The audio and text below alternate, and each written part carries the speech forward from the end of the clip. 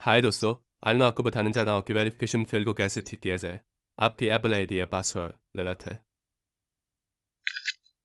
अगर आप आईफोन या आईपैड इस्तेमाल कर रहे हैं और आप ऐप स्टोर या जोन स्टोर में एप्पल आईडी से लॉगिन करने की कोशिश कर रहे हैं और आपको बार बार इस तरह का पॉपअप एरर आ रहा है तो चलिए इसी को संभावित समाधान देखते हैं। तो आपको बस यहाँ से वापस जाना है और सबसे पहले आपको स्थिर और सबसे मजबूत नेटवर्क कनेक्शन से कनेक्ट करना है। नेटवर्क से कनेक्ट होने के बाद बस सेटिंग्स में या जनरल में जाए, VPN डिवाइस मैनेजमेंट में जाए और उसे सुनिश्चित करें कि आप किसी भी तरह के VPN से कनेक्ट नहीं है। क्या आप फिर डेटा टाइम सेशन में जाए और अपनी डेटा टाइम को अपने आप सेट करने के लिए डिस्टॉप को अनेबल करें। फिर से वापस जाए। आपको सॉफ्टवेयर डिलीट को ठीक करने के लिए अपने सॉफ्टवेयर को डिलीट कर सकते हैं। फिर वापस जाए और यहाँ स्क्रीन टाइम सेशन में जाए।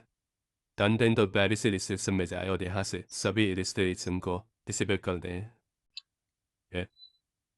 रिस्ट्रिक्शन को डिसेबल करने के बाद फिर से वापस जाए और यहाँ आपको अपने नेटवर्क सेटिंग्स को रीसेट करने की कोशिश करनी होगी। यहाँ जनरल में जाए, ट्रांसफर रीसेट आईफोन पर जाए, रीसेट चुने, फिर रीसेट नेटवर्क सेटिंग्स चुने। अपना आईफोन पासवर्ड डालें और फिर कंफर्मेशन में सेलेक्ट पॉपअप से रीसेट नेटवर्क सेटिंग्स चुने। यह आपके सभी नेटवर्क सेटिंग्स को रीसेट कर देगा, चाहे आपके आईफोन नेटवर्क सेटिंग्स में कोई भी समस्या हो।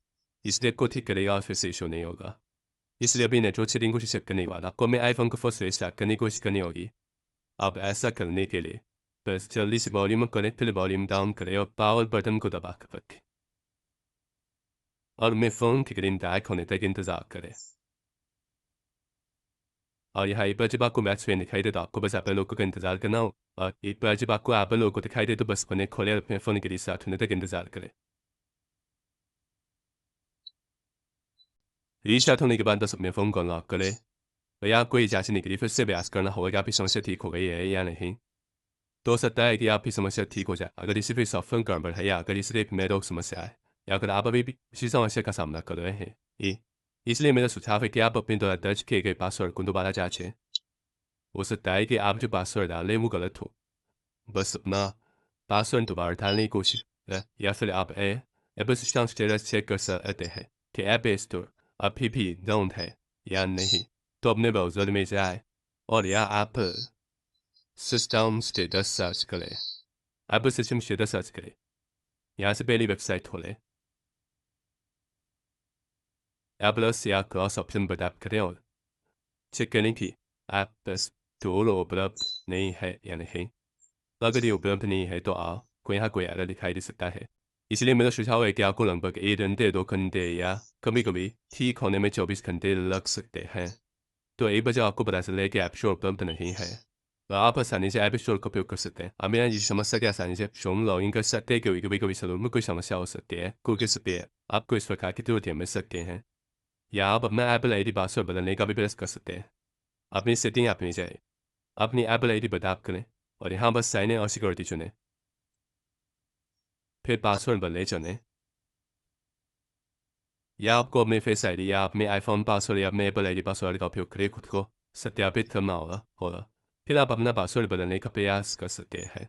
तो आपने एप्पल आईडी पासवर्ड को बदलने के बाद आप अपने ऐप स्टोर से लॉगिन करके देख सकते हैं कि आपकी समस्या ठीक हुई है या नहीं। तो आपकी समस्या ठीक होनी चाहिए, लेकिन अगर इससे आपकी समस्या ठीक नहीं होती है तो आप मदद के लिए एप्पल सपोर्ट टीम से संपर्क करने की कोशिश कर सकते हैं। तो अब ऐसा करने के लिए आपको बस अपना एप्पल स्पोर्ट ऐप खोलना होगा। आप इस ऐप को अपने ऐप स्टोर से आसानी से इंस्टॉल कर सकते हैं। आप ऐप स्टोर का उपयोग कर सकते हैं।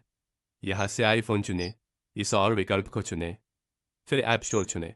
अगर आपको अपने आईट्यून स्टोर से समस्या आ रही है तो आप अपने आईट्यून स्टोर को चुन सकते हैं। मैं यहाँ से ऐप स्टोर चुनने जा रहा। ठीक है, मोड हेड पर टैप करें, फिर कॉलर्स पर टैप करें। इसके बाद आपको एक फ़ोन नंबर मिलेगा। जब भी आप बात करना चाहें तो आपको बस इस फ़ोन नंबर को डायल करना होगा और आप ऐप टीम के सदस्य से जुड़ जाएंगे। आप अपनी समस्या के बारे में चर्चा कर सकते हैं और वहाँ से मदद ले सकते। तो उसके बाद आपकी समस्या ठीक हो जाएगी। वीडियो देखने के लिए आपका बहुत बहुत धन्यवाद। अगले वीडियो तक बाय बाय।